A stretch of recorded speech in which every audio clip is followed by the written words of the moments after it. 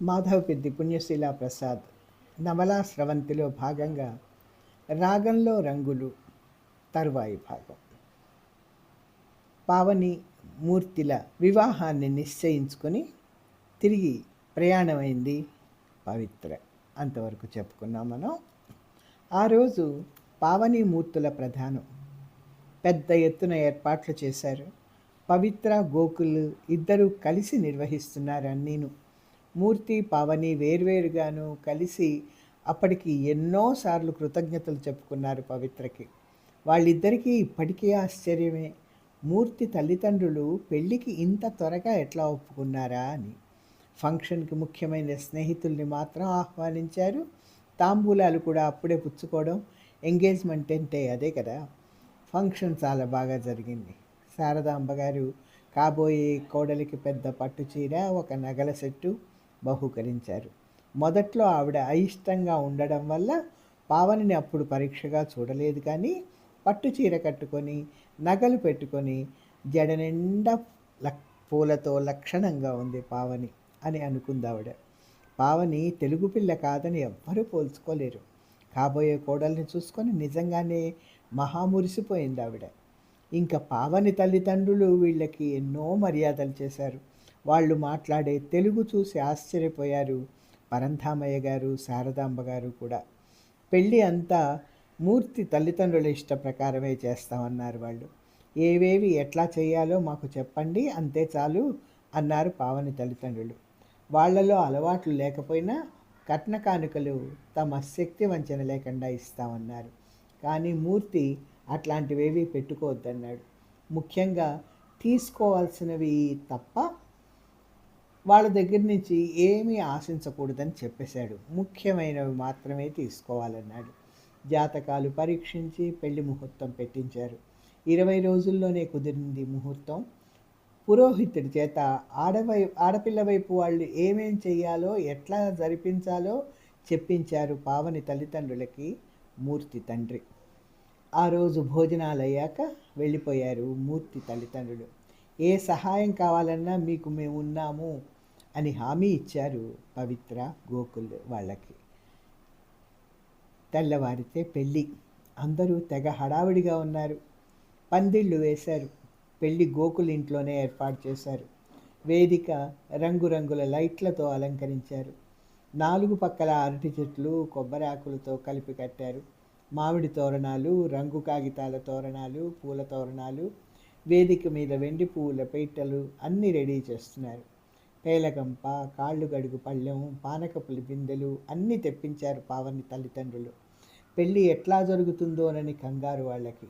గొడుగు, పావుకోళ్ళు, దోవతల చాపులు, కాశీయాత్రకి వరపూజకి కావలసిన సామాగ్రి, సదస్యం, స్థాళీపాకం, నాగవల్లి, అప్పగింతలు స్టెప్ బై స్టెప్ ఏది ఎట్లా చెయ్యాలో మననం చేసుకుంటూ ఉన్నారు. వాళ్ళు చాలామందే వచ్చారు. వాళ్ళకి ఇవన్నీ వింతగా ఉన్నాయి. పవిత్రను అడుగుతున్నారు కొంతమంది. తన పెళ్ళికి జరిగినవి గుర్తు తెచ్చుకుంటున్నారు మరికొంతమంది. పావని తల్లిదండ్రులకి సలహాలనిస్తోంది పవిత్ర. పెళ్ళికొడుక్కి వెండి చెంబు, వెండి గ్లాసు, పట్టుబట్టలు, తలంబ్రాలకి బియ్యం, నల్ల పూసలు గుచ్చడం, మంగళసూత్రం రెడీ చేయడం, మట్టెలు అన్నీ రెడీగా పెట్టుకోమని చెప్పింది. వాళ్ళకి కూడా పెళ్లివారికి లోటు రాకూడదనే తాపత్రయం కదా. పావనిని పెళ్లి కూతుర్ని చేశారు ఆ రోజు. తనే పావనిని ముస్తాబు చేసింది పవిత్ర.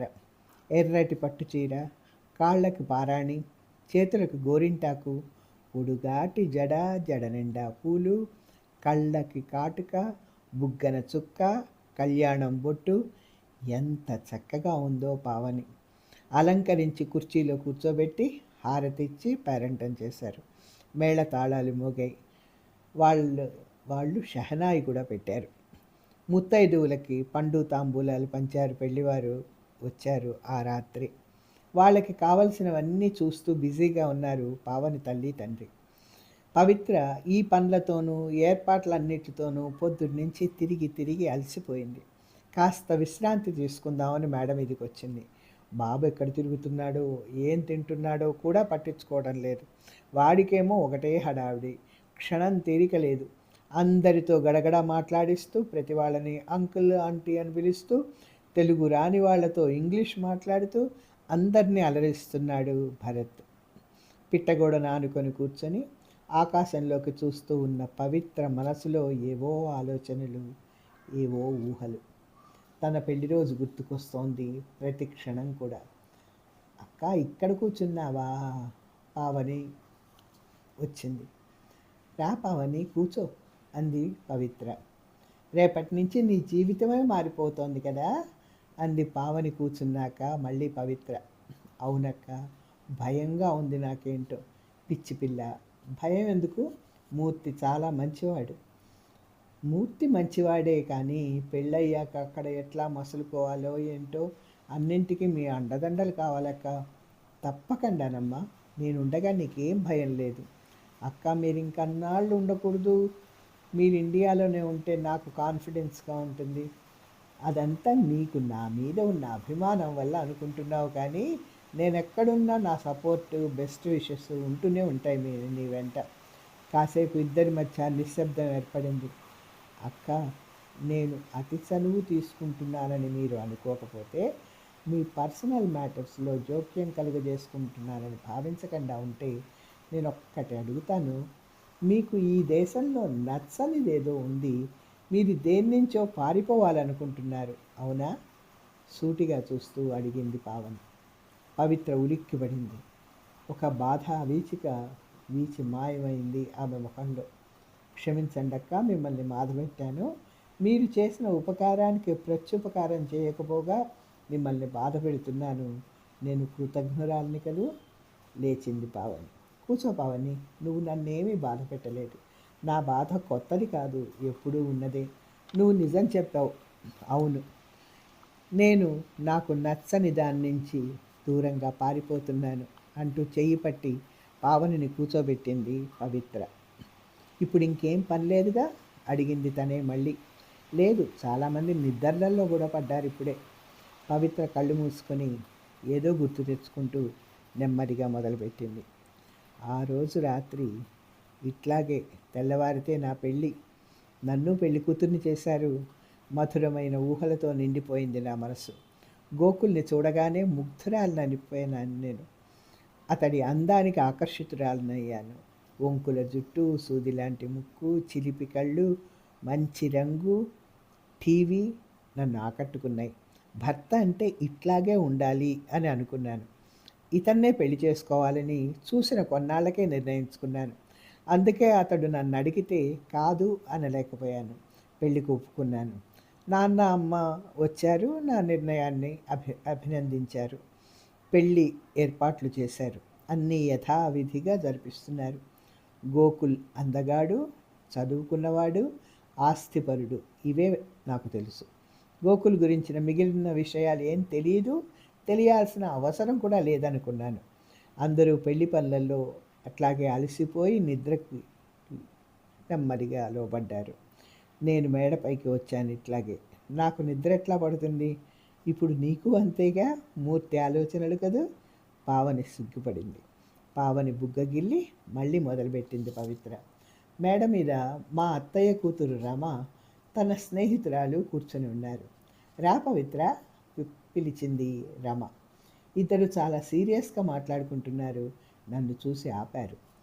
కాసేపు ఆపి అవి ఇవి మాట్లాడుకున్నాక తన పిల్లవాడు లేచాడేమో అని కిందకి వెళ్ళింది రమ. ఉమా నేను మిగిలాం.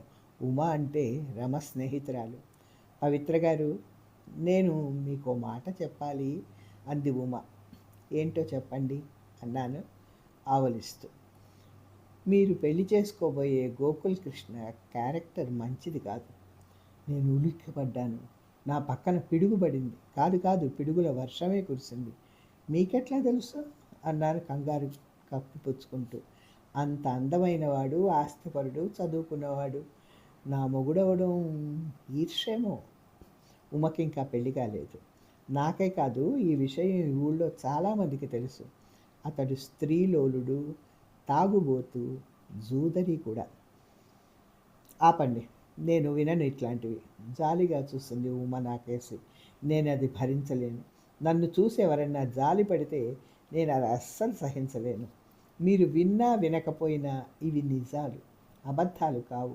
ఇప్పటికైనా మీరు కళ్ళు తెరిచి ఆ 3 ముళ్ళు పడకముందే ఈ పెళ్ళి వద్దని చెప్పేయండి.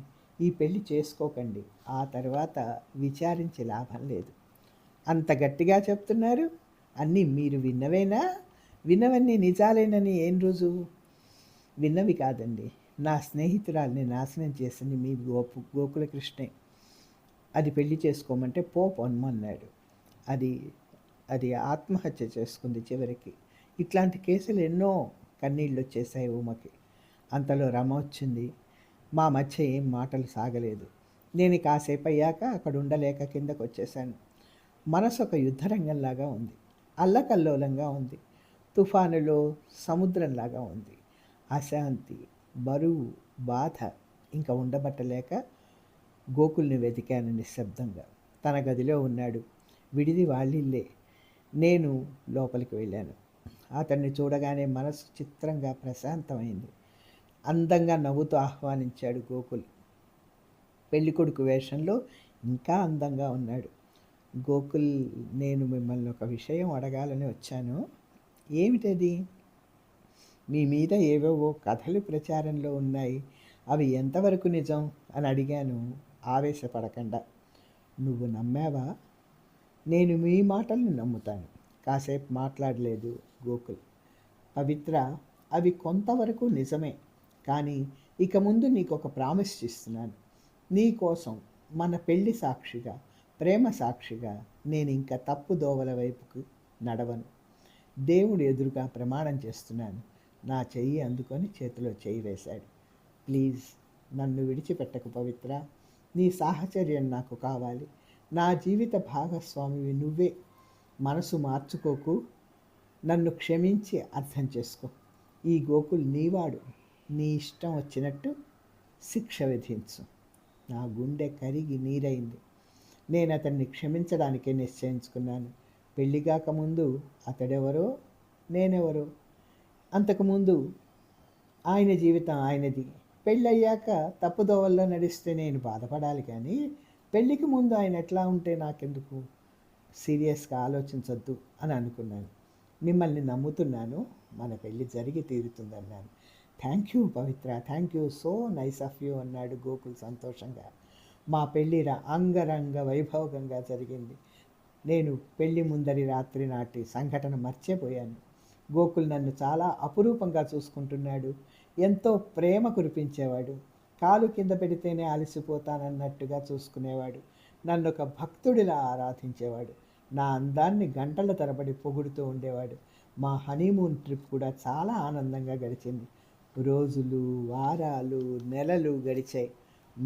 మా పెళ్ళయి సంవత్సరం అయింది. గోకులు అన్నమాట నిలబెట్టుకున్నాడు. నేను చాలా ఆనందంగా గడిపాను ఆ సంవత్సరం అంతా. అమ్మా నాన్నలకి అత్యుత్సాహంగా ఉత్తరాలు రాసేదాన్ని. ఇక్కడికి ఇంతటితో ఆపుతున్నాను. తరువాయి భాగం మళ్ళీ చెప్పుకుందాం.